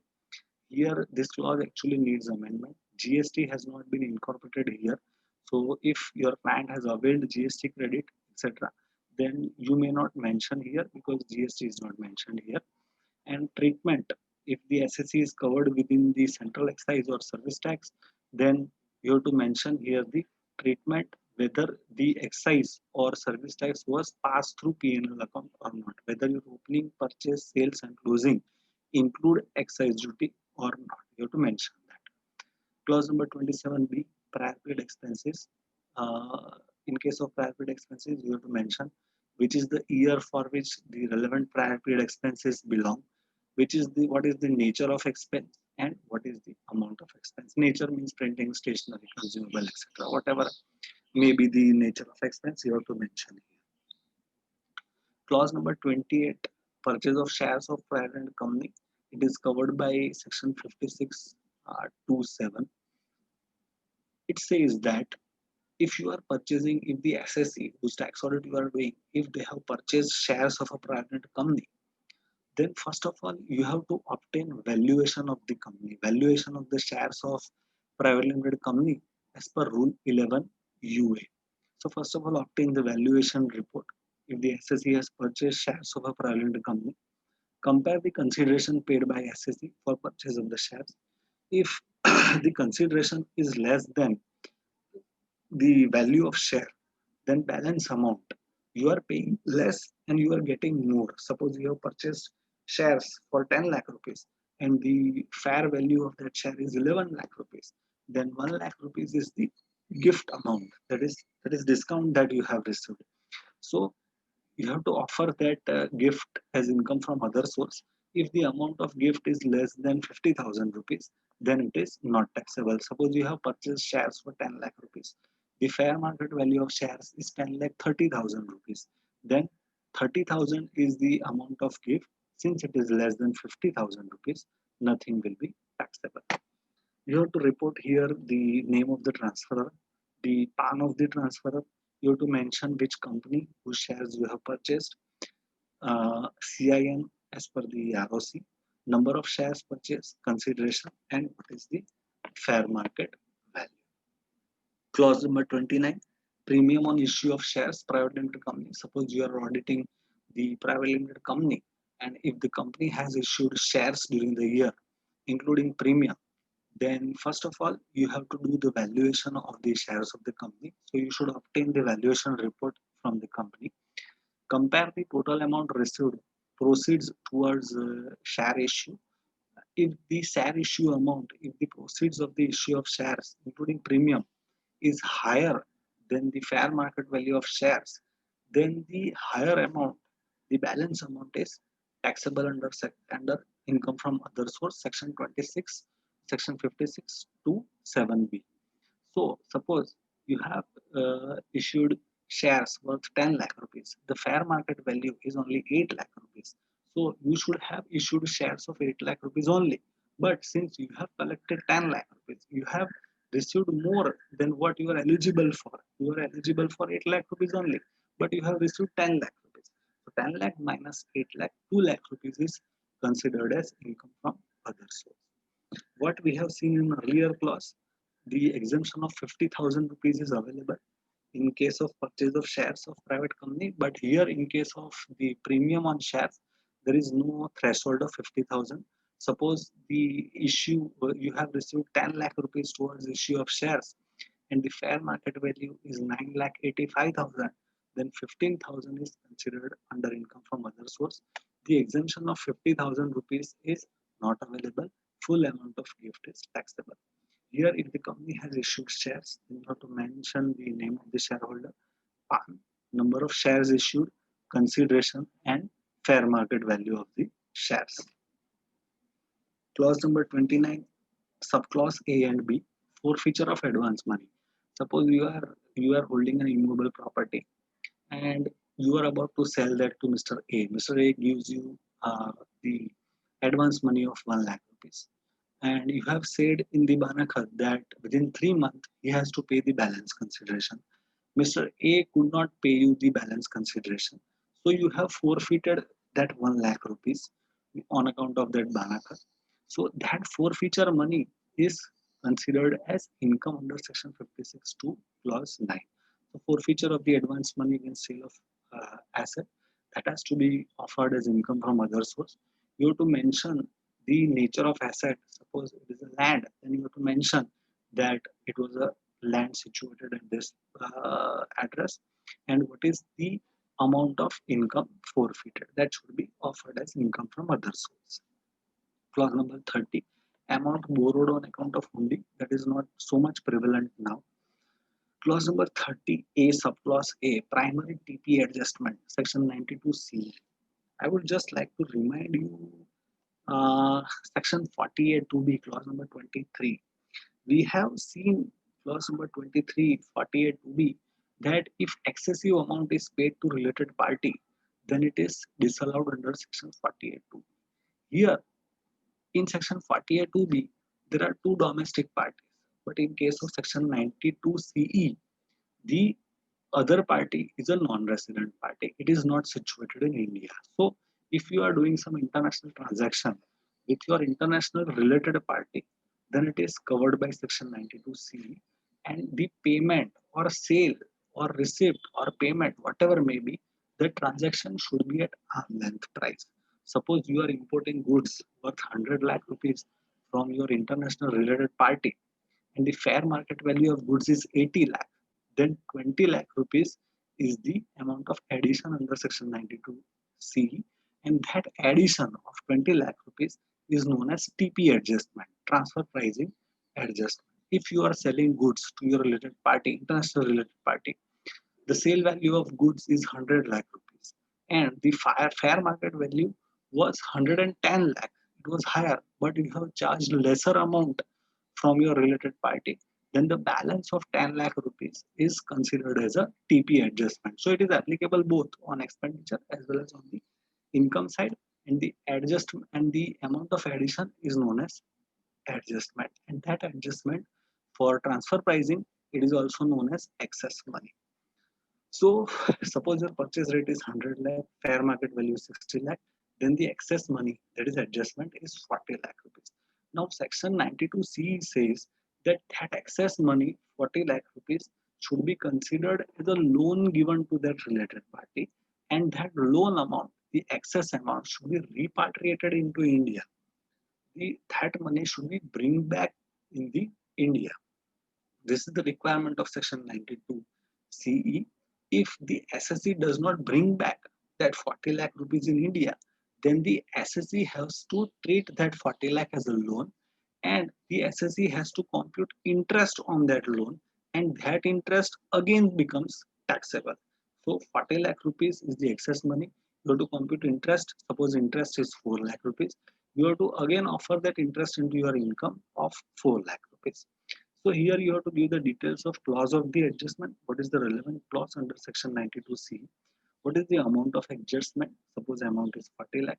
What is the excess money available required to be repatriated? 40 lakh rupees. What is excess money repatriated? Suppose SSC has brought 20 lakh rupees. Then you have to mention that 20 lakh rupees has been repatriated against the 40 lakh rupees disallowance. And what is the imputed interest on the excess money not repatriated? You have not repatriated 20 lakh rupees. So you have to compute interest on 20 lakh rupees. So you have to mention this. Clause number 30B. This is the clause of thin capitalization. Suppose I am owning a company. My company needs 100 lakh rupees into the business. I have 100 lakh rupees. But if I infuse 100 lakh rupees as a share capital, then the dividend paid by the company on that share capital will not be allowed as a deduction in hands of company. But if I give 100 lakh rupees loan to the company, then interest paid by the company on that loan will be allowed as a deduction under the Income Tax Act. So you want to minimize the amount of capital and you want to maximize the amount of debt, because return on debt is allowed as a deduction, but return on capital is not allowed as a deduction under the Income Tax Act. So this is the concept of thin capitalization. You want to make the capital as thinner as possible. So there is a provision of section 94B, but section 94B is applicable only in case of international tax transactions and not the domestic transaction. So suppose the provision says that if the interest amount is more than 1 crore and that interest is paid to an international related party, then that interest cannot exceed 30% of your EBITDA, earning before taxes, interest, depreciation, and amortization. Suppose your interest expenditure is 40 lakh rupees, EBITDA is 100, then you have to disallow 10 lakh rupees and you can carry forward this 10 lakh rupees in the next year. In next year, suppose your interest expenditure is less than 30 lakh rupees, then you can set off this 10 lakh rupees in the next year. So that has to be carried forward. So what you are required to report? Interest amount, EBITDA, excess interest, brought forward interest. Well, last year there was a disallowance, and carry forward interest. Clause number 30C, subclause A, are general anti-avoidance rules. You consider one example that I have 10 lakh rupees. I will give 10 lakh loan to Mr. A. Mr. A will give 10 lakh loan to Mr. B. Mr. B will give 10 lakh loan to Mr. C. And again, Mr. C will give 10 lakh rupees loan to me. So what has happened? My money has traveled from three hands and it has came back to me. I will pay interest to Mr. C, but I will not receive interest from Mr. A. Mr. A and Mr. C are not related parties. So try to understand this transaction. I am doing this type of round trip financing. It is known as round trip financing just to avoid tax. Money तो मेरे पास था. I have given to A ने B को दिया, B ने C को दिया और C ने वापस मुझे दिया. So the only intention to rotate that money was to avoid the tax. So government has brought the general anti-avoidance rule. If the transaction, if the motive of the transaction is not any other motive other than tax evasion, if there is no commercial substance in the transaction, if the transaction is done just to avoid the tax, then that transaction, that agreement, that arrangement is known as impermissible agreement intended to avoid the tax. This will be applicable from 1/4/2020. For 1920, it has been kept in abeyance. It was brought 4, 5, or 6 years back.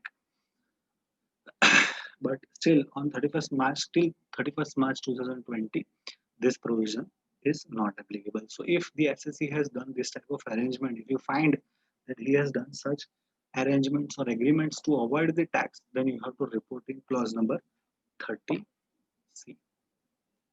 30CB, you have to mention nature of agreement, amount, and amount of tax benefit accruing to all the parties. Suppose there is a chain of so many people involved in the transaction, then you have to determine the tax benefit available to other parties and you have to mention it. Clause number 31, subclause A, if you are receiving loan from somebody exceeding more than 20,000 rupees in cash, then the amount of cash accepted by you is subject to penalty under section 269 SS.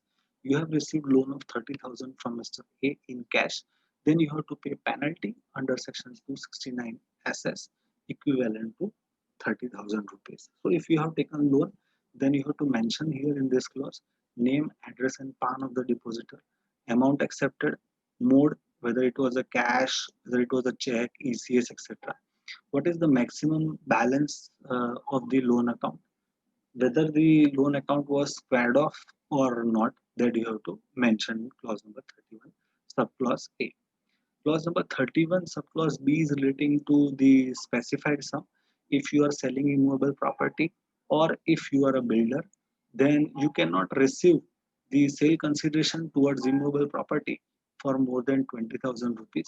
If you have received such sum of more than 20,000 rupees for sale of immovable property, then you have to pay penalty under section 269 SS. So in such cases, you have to mention here the name, address, and PAN of the person who has given you more than 20,000 rupees. What is the amount accepted and what is the mode, cash, check, etc. Clause number 31, subclause BA, BB, BC, and BD. Clause section 269 ST. Section 269 ST says that if you are receiving more than 2 lakh rupees in cash from any person, then you have to pay penalty of the amount equivalent to amount accepted. You have received 2,50,000 from somebody in cash, then you have to pay penalty of 2,50,000 rupees. So the technicalities involved are, if you are receiving more than 2 lakh rupees per day, then you have to pay penalty.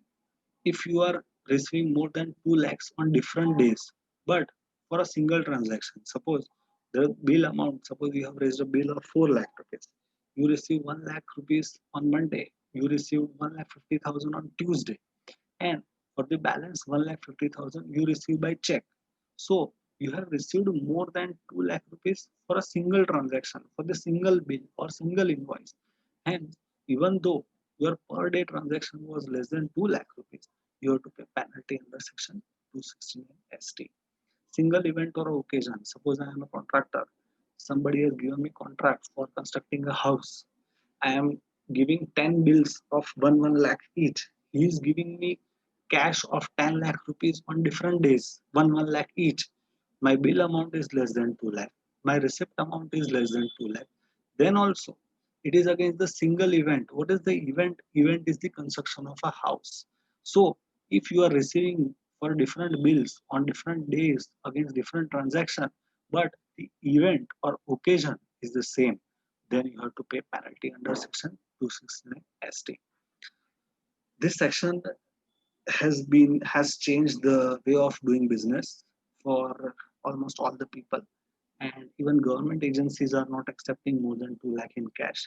So it is a very impractical that it is almost impossible for you to find out some reporting here, because it is a very widespread section and nobody would accept such amount. In case your SSE has accepted the amount, you have to mention the name of the person who has given you this amount, address, PAN number, amount accepted, and the mode, by cash or something like that. Clause number 31C DNE, section 269T. It says that if you are repaying some amount by cash for more than 20,000 rupees, then you will be levied penalty under section 269T, and the penalty will be equivalent of amount repaid. Suppose I have borrowed 1 lakh rupees from a friend and I have repaid 25,000 rupees in cash, then I have to pay penalty under section 269T. Penalty will be 25,000 rupees. Name and address and PAN you have to report here. Amount repaid. What is the mode of repayment? ECS, check, cash, etc. Maximum outstanding balance of the depositor, and you have to also mention whether the amount was squared off or not. Clause number 32A, subclause A, brought forward loss. You should check the last year's return of income of the SSE. From that, if the SSE has carry forward losses, you should determine what is the business loss, depreciation loss, capital gain loss, etc.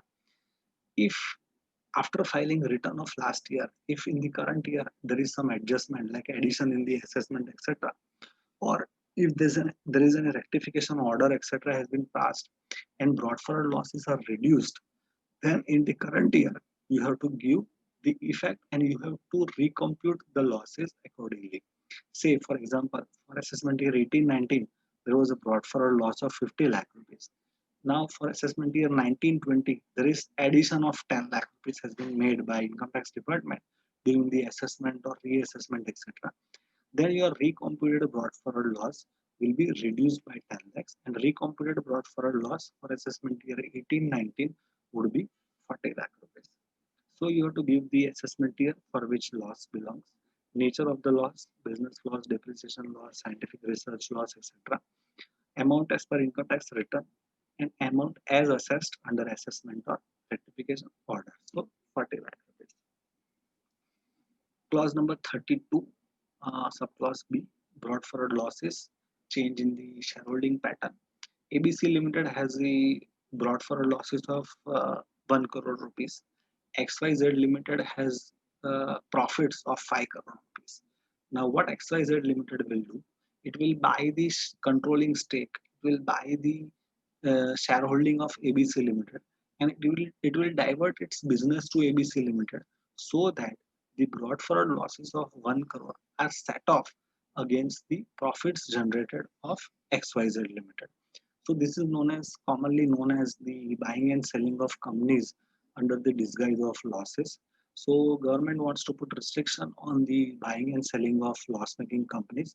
The government has said that if there is a brought forward loss of a particular year, and later on after incurring such loss, if there is a change in the shareholding pattern for more than 51%, then the loss brought forward will be ignored and deduction will not be allowed. You have to ignore the brought forward loss. Suppose brought forward loss of 1415 is 100 lakh rupees, and 20% of the shares are held by Mr. A and 33% of the shares are held by Mr. B. Now during the financial year 1920, Mr. A and Mr. B has transferred their shares. Then there is a change in shareholding of more than 51%, and hence the loss of financial year 1415 rupees 100 lakhs will be ignored in the financial year 1920. Clause number 32, subclause C, D, and E, speculation loss, section 73, specified business loss, section 73A. If it is a company and company is doing business of buying and selling of shares, then the such business of buying and selling of shares is considered as a speculation business, and income is considered as a speculative income. There is no problem with the speculative income, but there is problem with the speculative loss. Suppose there is a speculative loss, then that loss is allowed to be set off only against speculative income. If you have other income, if you have other business income, if you have a normal business income or other income, then such speculation loss is not allowed to be set off. Similar thing is the specified business loss. Section 35 AD is a section which is granting deduction to specified businesses. And if the SSE has incurred loss from those businesses, then such loss cannot be set off against other income or even other business income also. So if the SSE has incurred such losses, then you have to report here that this is the amount of speculation loss or this is the amount of specified business loss. Number Hello. 33. Hello, sir. Yeah. Am I audible? Yeah, definitely. Yeah. Sir, sorry for the interruption. Yeah. We are also having a doubt session of 15 minutes. So I'm requesting you to speed up your lecture, please. Acha, is it so? So for how much time Yes. it was scheduled? It's 7 o'clock, sir. 7 o'clock. Okay. So I will try to sum up as early as possible. Yes, sir. Clause number 33 is relating to deductions under chapter 6A. You have to give section wise deductions. So here the main problem, commonly problems are relating to mediclaim. Cash payment of mediclaim insurance is not available. So if SSE has made cash payment, you should not allow as a deduction. Donation above rupees 2000 rupees paid in cash, that is not allowed. So if the SSC has paid such donation, please disallow. LIC premium under section 80C, that premium exceeding 10% of the sum assured is not allowed as a deduction. So you should verify that aspect. TDS or TCS collection details are to be given in the chart. You have to give the TAN number, section, nature of payment, total amount of expenditure, total amount on which tax was required to be deducted, total amount on which TDS was required to be deducted on specified rate, amount of TDS deducted or collected, amount on which tax was deducted or collected at less than specified rate. Suppose you have to deduct TDS at the rate of 10%, but you have deducted for 7% only because the payee has lower deduction certificate, then you have to mention here total amount of TDS deducted or collected. And last column is very important, total amount of TDS not deposited to the government account. Clause number 34B is relating to the TDS returns. You should obtain the copy of all the TDS returns. You should reconcile TDS returns with the books of accounts. If the transaction as per books of accounts are not matching as per TDS return, then you have to tell the SSC to file the revised TDS returns. So you have to give here the details. If TDS is wrongly posted, suppose TDS काटना चाहिए था Mr. A का, but it has been reported in TDS return that it has been deducted of Mr. B, then you have to mention here that or you should urge the client to revise the TDS return, and you have to give the details of TDS return in this clause. Clause number 34C is relating to interest on TDS. So you have to mention here whatever interest on TDS is deductible or it is payable by the SSC, total term of the SSC, interest amount payable by the SSC, actual interest paid by the SSC, and date of payment. Quantitative details of trading items. Here you have to consider the main trading items only. If the SSC is a trader, you have to mention the opening stock, purchase, sales, and closing stock. So you have to compare the purchase rate for closing stock valuation. You should compare the sales rate and purchase rate with the previous year for gross profit analysis. You should mention the units of measurement, and suppose the goods are subject to evaporation, suppose they are petroleum products or perishable items, you have to mention the shortage or excess. Clause number 35B is relating to the manufacturing concern. You have to give the details of raw materials and finished goods. In case of raw materials and finished goods, you have to give only principal items and not all items.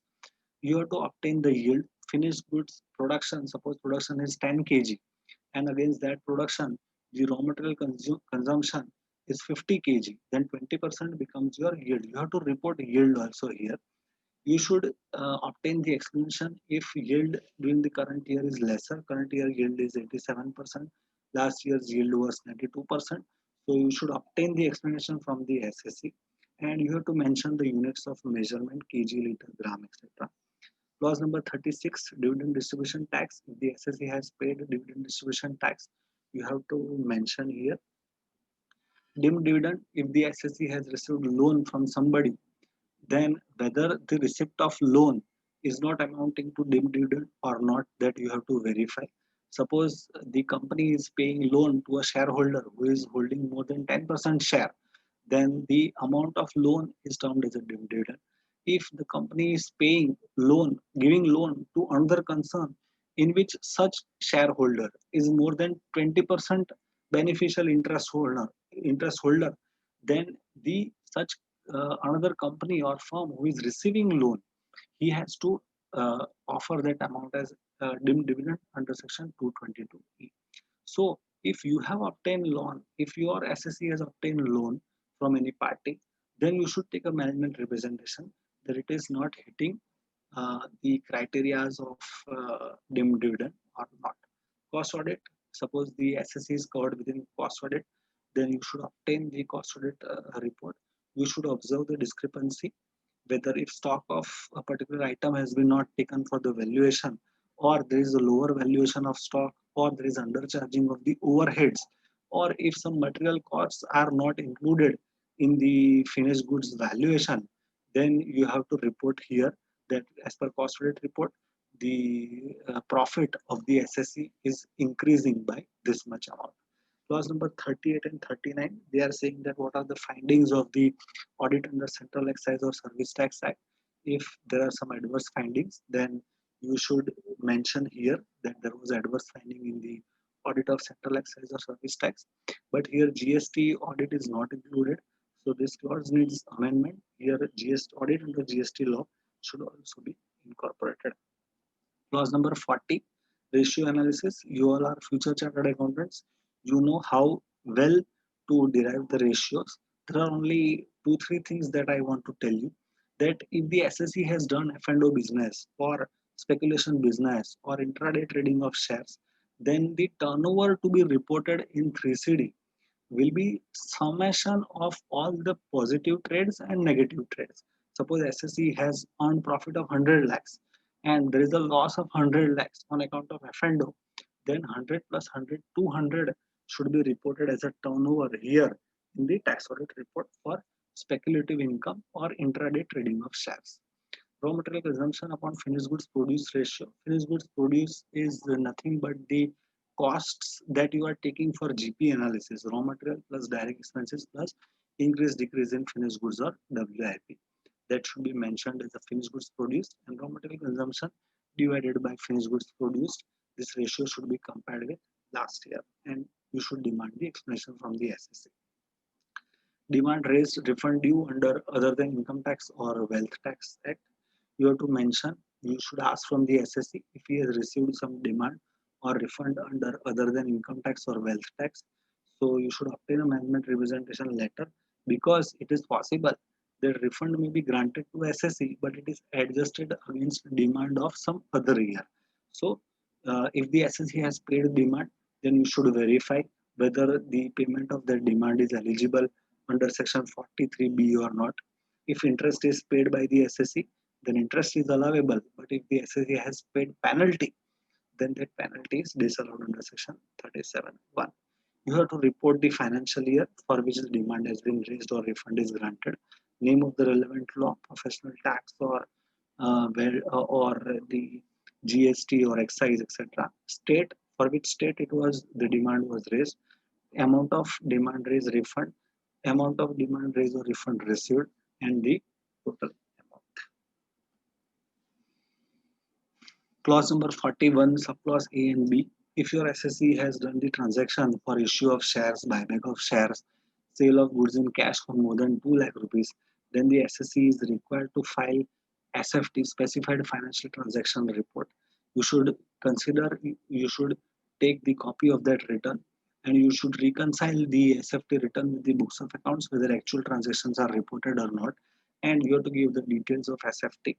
Clause number 43, subclause A and B, multinational group. If your SSC whose audit you are doing, it is a part of multinational group, then they have to file return under section 286 as a reporting entity or alternate reporting entity.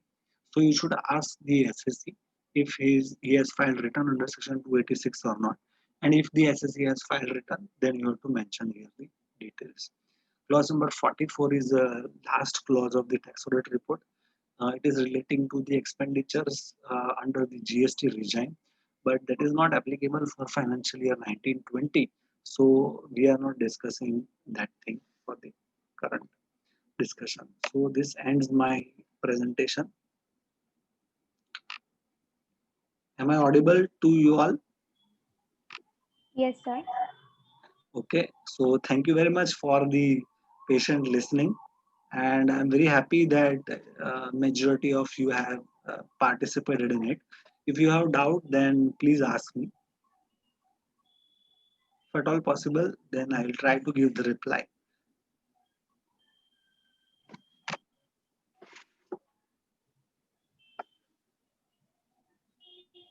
Hello?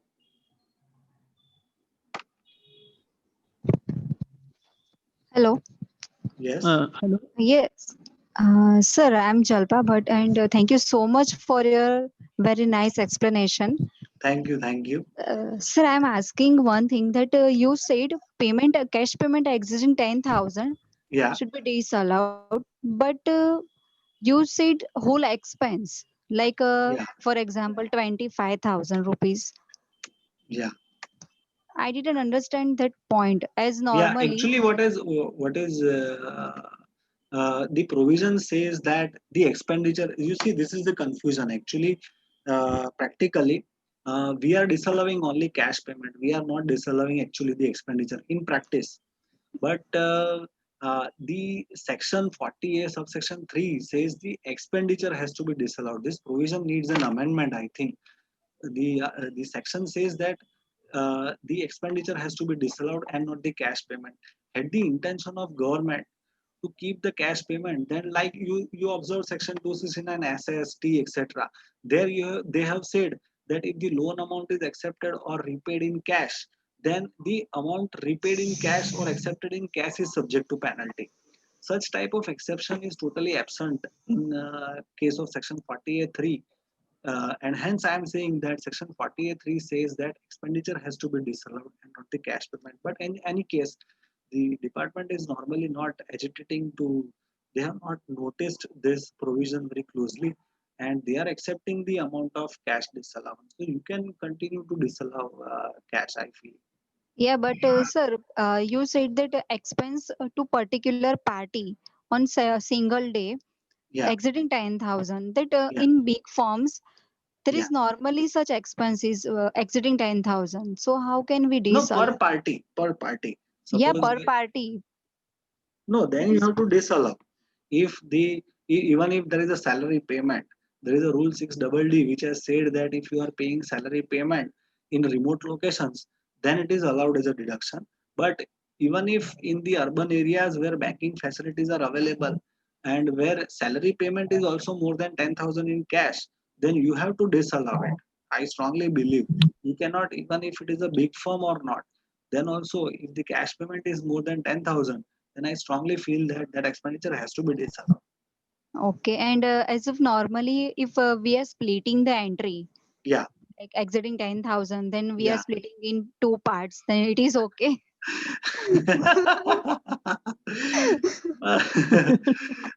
You see, I'll give you a small hint that if the other person is agreeing to it, if you take a confirmation from the other person that payment has been made of 9,000 rupees on 10th May and another 9,000 rupees payment is made on 11th May, if you get the receipt and confirmation from the other person, then you can prove that expenditure was paid by cash of less than 10,000 rupees for 2 different days, which does not warrant disallowance.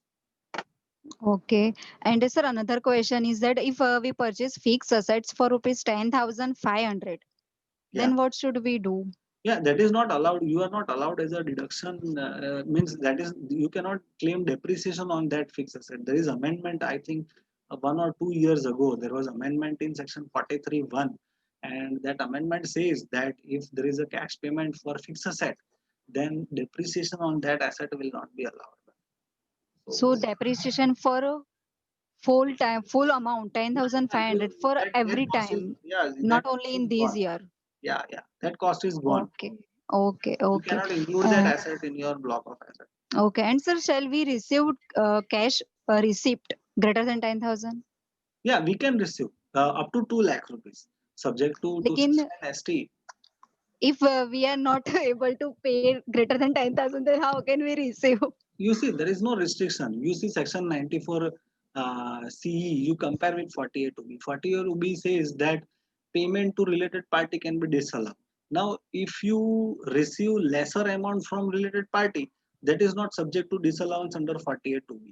But that is disallowance under section 92 CE in case of international transaction. If you are doing lesser billing than your fair market value, then it is subject to disallowance. It is subject to addition. So likewise, so if the payment is to be disallowed, it doesn't mean that income has also to be receipt also has to be disallowed or unnecessary addition is made. So income side is very Okay. clear. If you receive up to 2 lakh rupees in cash, then there is no problem. Okay. And sir, interest on unsecured loan, normally we are given up to 10 to 12%. But what if we are given greater than 12%, like 16% or 18%? You see, you should compare the unsecured loan rate of interest of the other banks. You can compare that from SBI, or SBI is a PSB. So you can compare the rate of interest of other private banks also. And normally private banks are charging up to 14, 15 or 16% for unsecured loan. So if you find that a particular type of loan is available for 15%, then you can pay interest up to 15%. There is no bar on But if we are paying 18%, it. No, that already paid 18%, then you should demonstrate some of the circumstances that why you have paid 18%.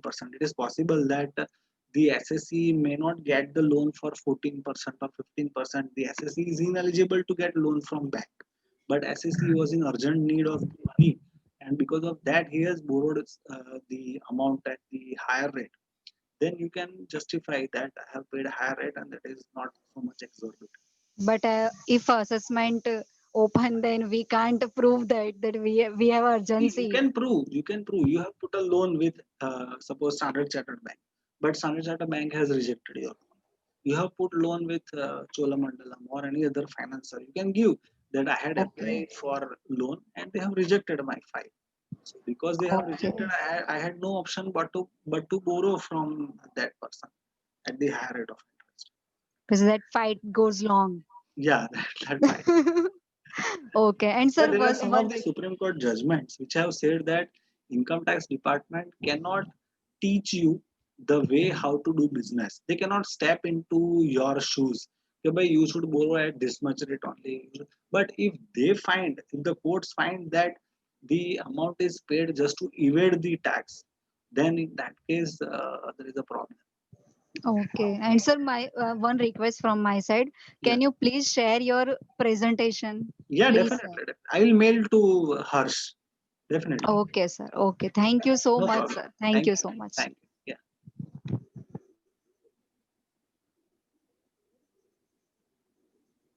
Any other questions?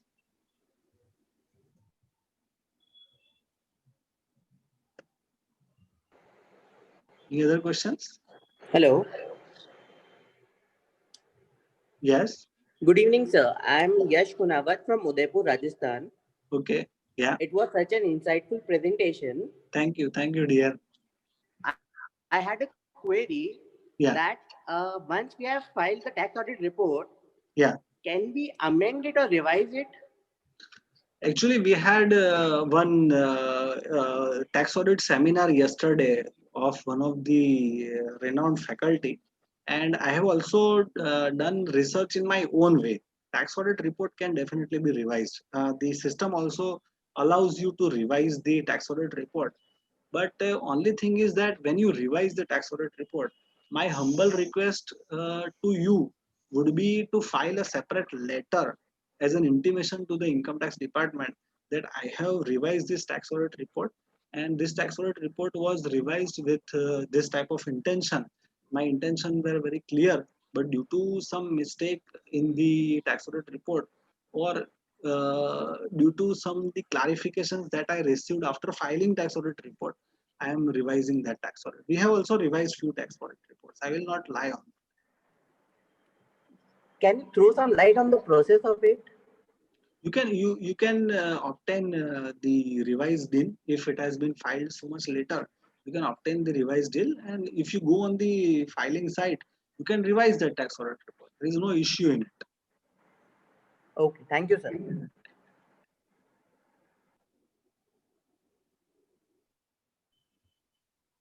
Any other questions?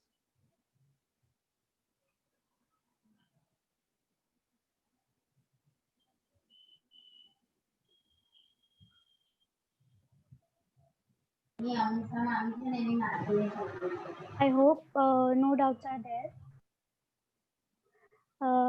I request Mr. Arpan to please share the link of attendance. Yeah. So now we require to call it an end. First of all, I would like to thank Prashant sir for helping us in enhancing our knowledge about tax audit. I believe that the session may have delivered you the best inputs. I hope you guys have enjoyed this session a lot. Last but not the least, I would like to thank Team Vikasa for organizing such a wonderful event. Hope you guys will definitely attend our upcoming sessions. Thank you and stay safe. Thank you, sir. Thank you. Thank you. Thank you.